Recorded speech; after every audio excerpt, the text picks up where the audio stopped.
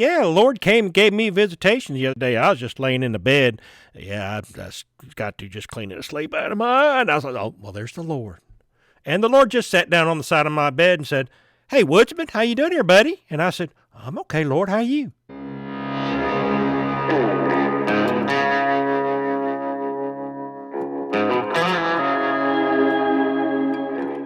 Hello, everyone. Thank you for stopping by the Alabama Woodsman, a Christian channel where doctrine absolutely matters. Today's video, but first this.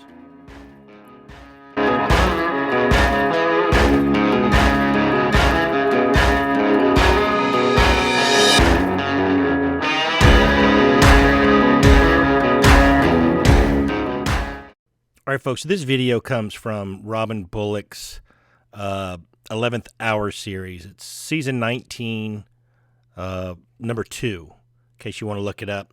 And he preaches this sermon, which I'm going to do something on that whole sermon.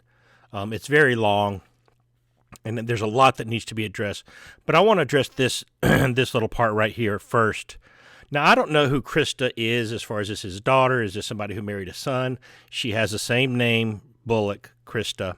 I don't do a lot of Bullock reviews because I just can't stand to watch him. But I had a commenter tell me I needed to take a look at something, which is actually number 3. But I fell into number 2, and the stupidity just kept flowing. It just kept flowing. And so I'm like, oh, my goodness. So then Robin basically says, you know, hey, Christa, won't you come up and tell us how to all prosper in the Lord? And so I knew, okay, they saved the tithing to last. And this is where we picked this video up. So let's look at that. So as you're getting your seed together, and our ways to give are on the screen, but they're also all there on robindbullock.com. Okay, I wish preachers and people would just be honest, okay? Instead of saying, as you're getting your seed together. No, as you're getting your money together to pay us, let me tell you about the different ways you can pay us, okay? And trust me, they got a lot of them. They have pretty much made it to where any way possible they can get paid, they gonna get paid. It's just an observation. I think this whole plant a seed is so disingenuous. You're not planting a seed, you're paying the expenses of the Bullocks. Let's just be honest, okay? Now, you can say, well, it pays for the church's light bill. That's fine. I don't care about that. But trust me. Trust me. The Bullocks are making some scratch. And that's okay. Look, I have nothing against a preacher making enough money to cover his expenses and then some. What I have a problem with is the preachers who make millions of dollars and then they drive past the homeless in their city. Or they don't go down there so they don't see the homeless in their city. That's where I have a problem. Now, are the Bullocks charitable? I have no idea. But it just bothers me the way they're conducting this whole, where it's time for us to get paid. And what she says is borderline guilt trippish. It's basically holding your Christianity over your head until you pay us. And we'll see what she says. Today is a day of responsibility.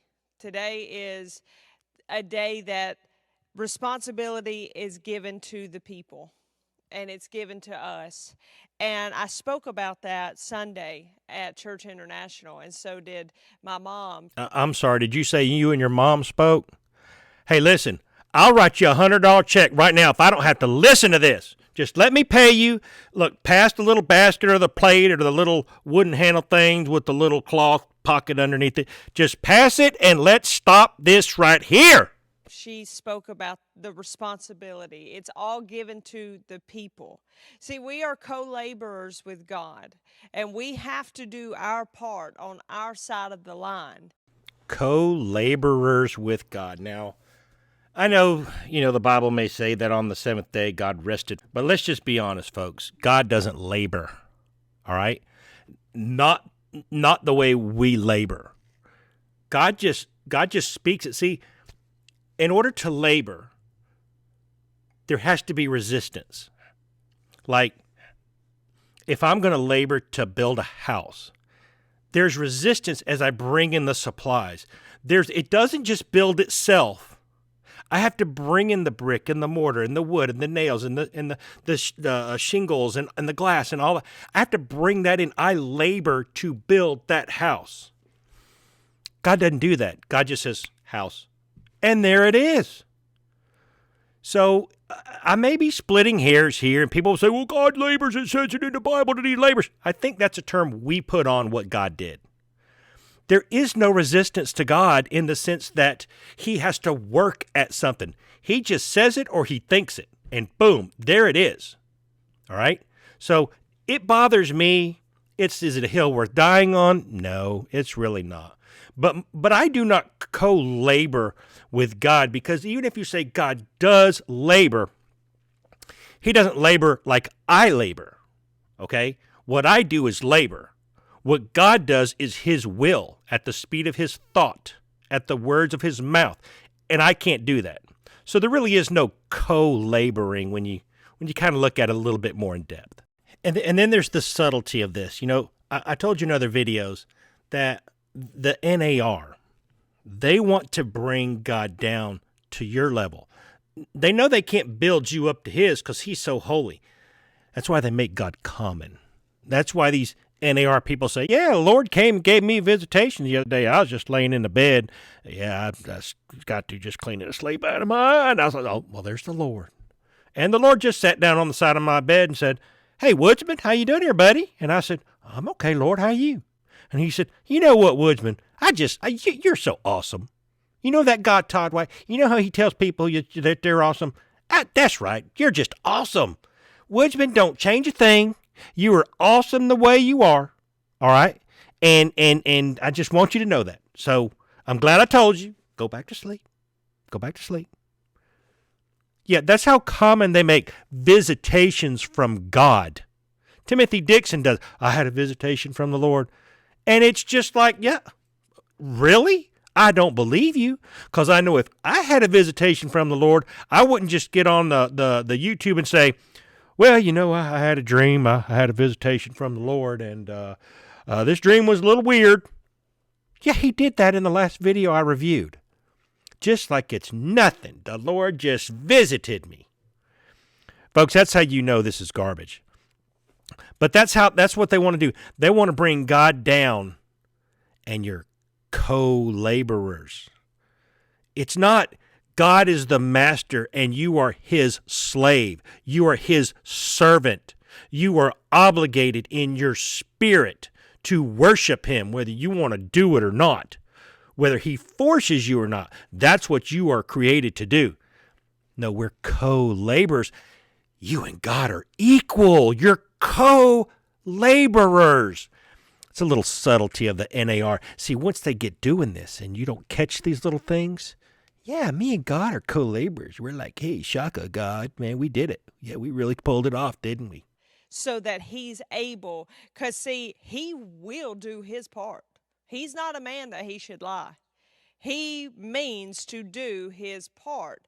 But you and I are his voice here in this earth. That's why a lot of things don't get said that God won't said, is because people will not open their mouth and speak when he tells them to. We are co-laborers with him. And so he wants to use you and I to change this nation, to change this world. He wants to use you and I. We are his family. And he wants to use you and I to make his glory known here in this earth. And so today is a day of responsibility, and I spoke about Deuteronomy 28 on Sunday. See, the whole thing about it's our responsibility.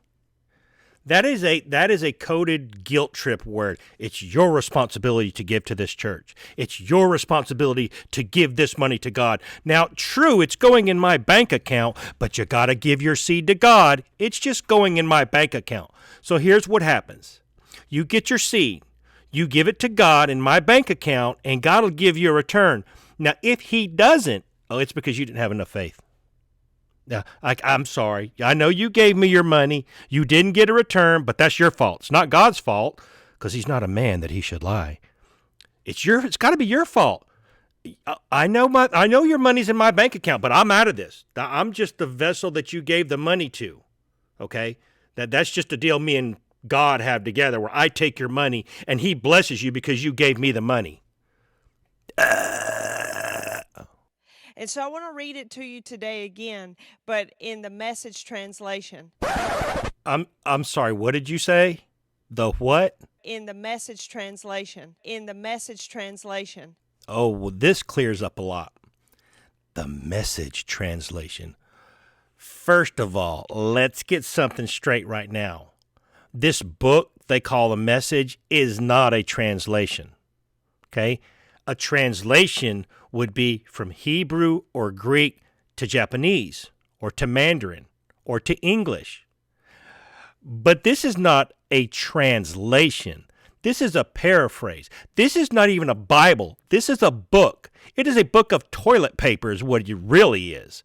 You need to know a little bit about where it came from, who made it, and what the agenda was.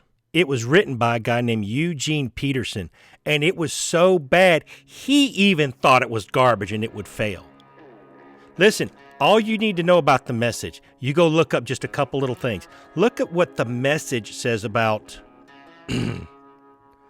I want to be delicate here. My local radio station, Rick and Bubba, call intimate activities between adults, male and female. They call it marital fruit, and that's what I'll call it.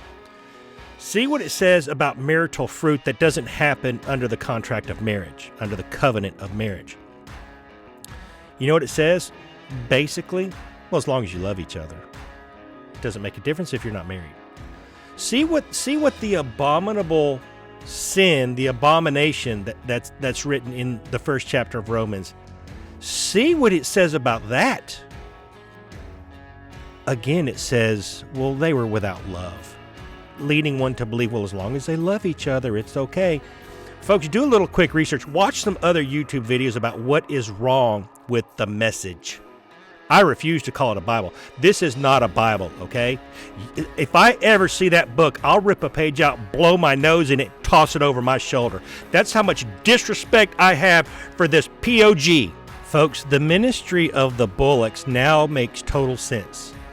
They will let, Miss Pastor will let the Message be read from the pulpit. This reflects directly on Robin and Robin. The lack of wisdom. How is it that the apostle, the prophet of God, doesn't know how heretical this working over and bastardization of a true Bible really is? How is it they don't know that? And they just let it be read from the pulpit? Folks, that's a video. I run from the Bullocks, run from the Message. I'm going to run to some aspirin.